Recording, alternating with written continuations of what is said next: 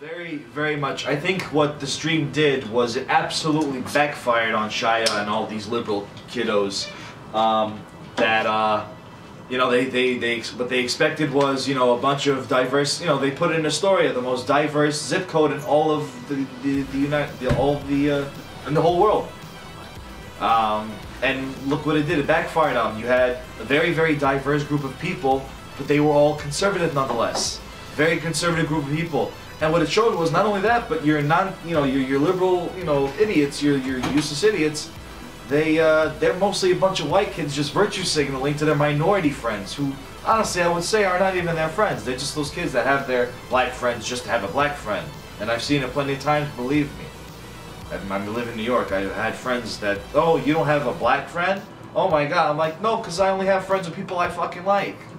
That's you know, that's who these liberals are. They're these white kids who don't even like their black and Spanish and Asian friends, but only have them just so they can say to all the other friends, look how equality driven I am, you know. But for what it did for us, for our group, was again uniting us and making us realize that we're not the only one of the conservatives in New York.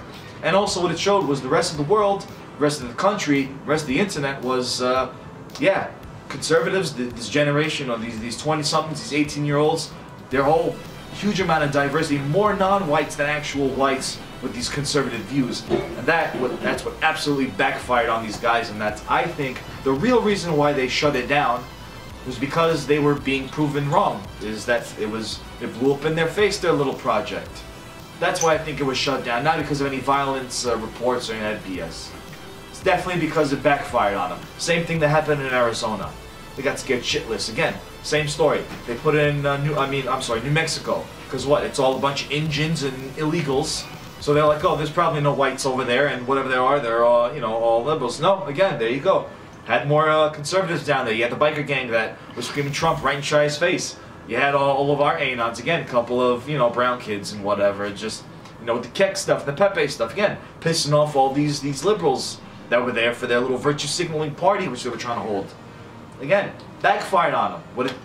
If they kept it going, if they kept these cameras going, be it in New York, be it in New Mexico, putting it in Seattle, wherever the hell you want to put it, they would see that America is not this liberal safe haven like they're trying to do to Europe. It's not this liberal town, the most liberal of towns. You do have a lot of conservatives. The thing is, with growing up conservative in a liberal city, you become one of those conservatives that just doesn't care anymore. You become pissed off. That's eventually what happened to me.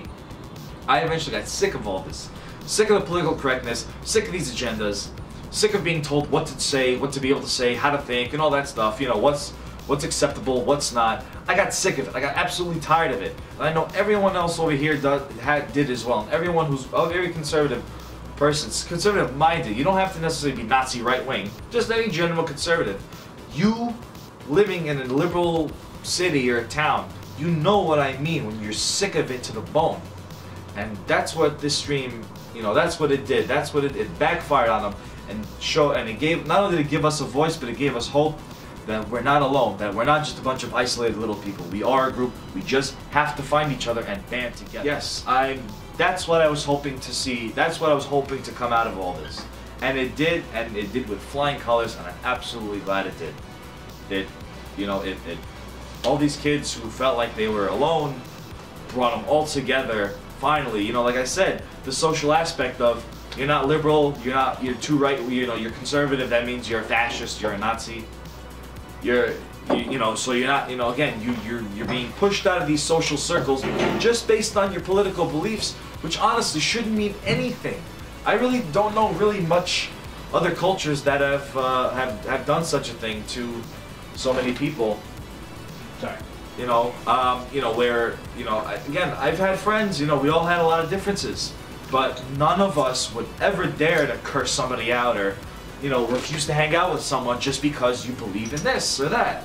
You know, the way they're polarizing these politics, especially in Western civilization, is absolutely insane, and they're going full gear with it to the point where they're dividing countries black and white, just black and white, just black and white, and that to me is whatever you want to say is their agenda, is to break us all up and have us infighting before they destroy our societies completely.